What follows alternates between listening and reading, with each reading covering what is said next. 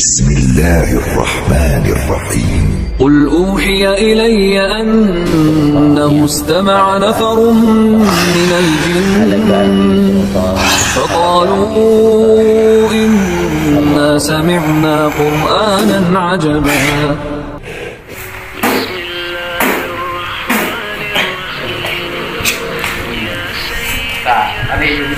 Pindah dia. Nah, buka kedainya pindah dia. Dia nali dalam kono. Pindah dia. Nah, pindah. Sultania.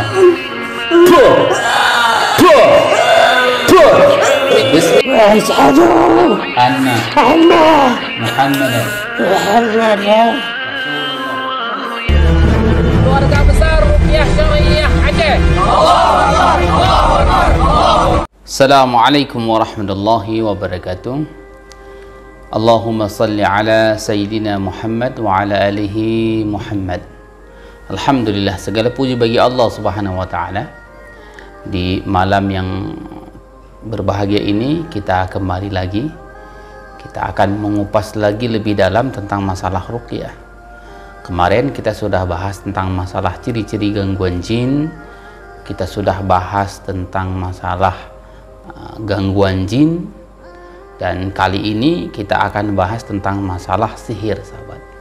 Nah, adapun tentang masalah apa itu sihir, kemarin sudah kita bahas ya di video pendek saya, dan ciri-ciri seseorang terkena sihir kita juga sudah bahas di video short saya, video pendek saya. Nah, kali ini kita akan bahas bagaimana sih seseorang itu dimasukkan sihirnya, ataupun jenis sihir dan tujuan sihir. Jadi harus bisa kita bedakan antara jenis sihir dan tujuan sihir, baru kita bisa tahu bagaimana cara sihir itu masuk, ataupun ketika dibuat dan dimasukkan ke dalam tubuh seseorang ya. Alhamdulillah, kali ini saya akan membahas sesuai dengan ilmu ruqyah syariah yang kami pahami ya, walaupun berbeda pendapat dalam masalah memahami ruqyah ini ya, tidak mengapa. Baik, sebelum kita pahami bagaimana ingin kita jawab tentang masalah pertanyaan bagaimana sih sihir itu masuk ke dalam tubuh seseorang, kita harus paham dulu antara perbedaan tujuan sihir dan jenis sihir. Banyak orang mengatakan salah kaprah dalam memahami ini. Tujuan sihir malah dikatakan jenis sihir malah dikatakan tujuan sihir. Maka kita kasih perumpamaan seperti ini, sahabat. Jenis motor itu hanya bisa dihitung jari. Misalnya nama-nama motor cuma Honda, Yamaha, Suzuki misalnya ya kan. Kemudian Yamaha, Suzuki, Honda, atau yang lainnya misalnya. Kan hanya bisa dihitung dengan jari, sahabat ya. Nah, adapun tujuan orang beli motor itu tentu berbeda-beda dan itu tidak terhingga. Paham sampai di sini dulu? Insya Allah saya anggap paham ya. Baik, begitu juga dengan sihir. Orang mendatangi tukang sihir, dukun ya, yang memahami dunia sihir untuk menyakiti manusia, itu tujuannya apa? Masing-masing. Orang tersebut ingin tujuannya ini, orang ini tujuannya ini, tetapi jenis sihir yang akan dibuat, yang akan dimasukkan ke dalam tubuh seseorang atau yang akan diberikan ini hanya ada dua jenis, dan dua jenis ini dibagi menjadi 6, sahabat sekalian. Yang pertama, jenis sihir dalam namanya biasanya kami sebut, dan satu lagi jenis sihir luar.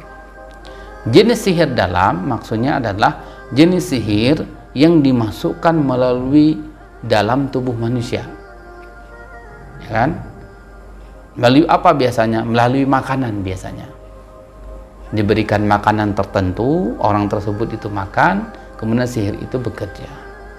Atau melalui minuman, ya, diberikan minuman yang sudah dibantar-mantarai oleh dukun, kemudian diminum, kemudian sihir itu bekerja. Atau melalui udara atau wangi-wangian misalnya. Misalnya seorang punya minyak wangi nih, tapi ternyata minyak wangi itu memang sudah dibacakan, dimantarai oleh dukun asli ya, yang memiliki ilmu sihir. Kemudian orang tersebut yang ditargetkan itu mencium wanginya, langsung masuk sihirnya, seperti itu. Atau melalui angin. Itu jenis sihir pertama, jenis sihir yang dimasukkan melalui dalam tubuh. Ada satu lagi jenis sihir dari luar tubuh. Apa itu salah satunya? Yang pertama, tanah yang ditaburkan. Biasanya digunakan tanah kuburan yang ditaburkan. Begitu seseorang target memijak atau melangkah tanah tersebut, langsung sihir itu bekerja. Atau melalui media-media air yang disiramkan, disemprotkan. Begitu terpijak atau terlangkah, ya kemudian sihir itu bekerja. Atau media, nah ini, atau media apa namanya, yang digantungkan, yang ditanam, bisa ditanam di luar rumah atau yang digantung. Itu jenis sihir ya, seperti itu. Jadi tidak banyak, dia hanya hitungan-hitungan jari saja. Adapun tujuan daripada sihir ini bermacam-macam. Walaupun tujuannya bermacam-macam, tapi cara memasukkan sihir ini hanya beberapa macam saja, 6 atau sampai 7 saja caranya. Seperti itu yang kami pahami, sahabat sekalian. Nah, sekarang kita bahas. Seseorang datang ke dukun, kemudian sampai ke dukun, dia membayar biayanya untuk membuat seseorang jatuh cinta padanya. Itu tujuannya apa? Tujuannya agar si fulanah itu dipelet, agar dia suka sama saya. Berarti itu tujuan sihir, bukan jenis sihir. Tujuan dia apa? Tujuannya agar dia suka. Berarti bisa dikatakan mahabbah kalau bahasa dukun ya, bahasa sekarang ini ya. Kalau sihir mahabbah katanya. Seperti itu. Atau bahasa ruqyah juga begitu ya, sihir mahabbah. Penamaannya dengan sihir mahabbah. Atau ada seseorang yang datang mengatakan kepada dukun, "Baik Pak Dukun, tolong buat dia dengan sihir agar dia pisah suami dan istrinya, anak-anaknya bercerai-berai semuanya, pokoknya harus berantakan rumah tangga itu." Berarti sihir tafrik, seperti itu ya. Berarti tujuannya untuk memisahkan rumah tangga tersebut. Itu tujuannya, bukan jenis sihirnya, sahabat sekalian. Kemudian dan banyak tujuan-tujuan yang lain, sahabat sekalian. Datang ke dukun, tolong buat dia, saya benci sekali dengan dia sudah menikah dengan orang lain, buat dia jangan bahagia, jangan sampai dia punya anak, buat dia mandul. Berarti tujuan orang yang iri dan dengki ini biar orang lain mandul. Biasanya disebut dengan sihir mandul, ya kan? Sihir mandul dibuatnya, disebut dengan sihir mandul. Nah, kemudian ada orang datang ke dukun, kemudian bertanya lagi bagaimana supaya toko dia jangan laku, buat sihirnya jangan laku tokonya. Nah, ini tujuannya adalah tujuan supaya orang bangkrut, seperti itu. Buat supaya dia macam-macam lah. Jadi tujuan manusia ini banyak sekali. Jadi tidak kita bisa prediksi, tidak bisa kita tulis. Tujuan manusia ini sangat banyak sekali. Nah, jadi intinya antara tujuan sihir dan jenis sihir ini berbeda, sahabat sekalian. Kita ulangi lagi, jenis sihir ibarat jenis motor. Sedangkan tujuan orang naik motor tentu kita tidak mengetahuinya. Apapun tujuannya terserah dia. Tapi kalau Anda sudah mengetahui 6 ataupun 7 jenis sihir ini, ya, Anda insya Allah akan mudah mengobati gangguan sihir tersebut. Insya Allah nanti di lain waktu kalau kita punya kesempatan, saya akan bahas satu persatu tentang masalah jenis sihir ini, sahabat sekalian ya. Dan insya Allah tujuan-tujuan sihir dan ciri-cirinya kita akan bahas. Mudah-mudahan Allah berikan waktu kepada kita untuk bisa belajar lagi, insya Allah ya.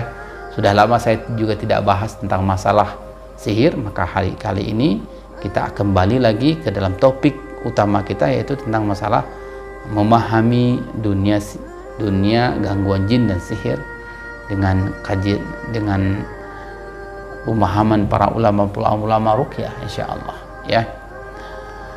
Mudah-mudahan ini bermanfaat, insya Allah. Nanti kita akan kupas tuntas satu persatu. Mudah-mudahan apa yang saya sampaikan malam ini bermanfaat kepada sahabat sekalian. Assalamualaikum warahmatullahi wabarakatuh.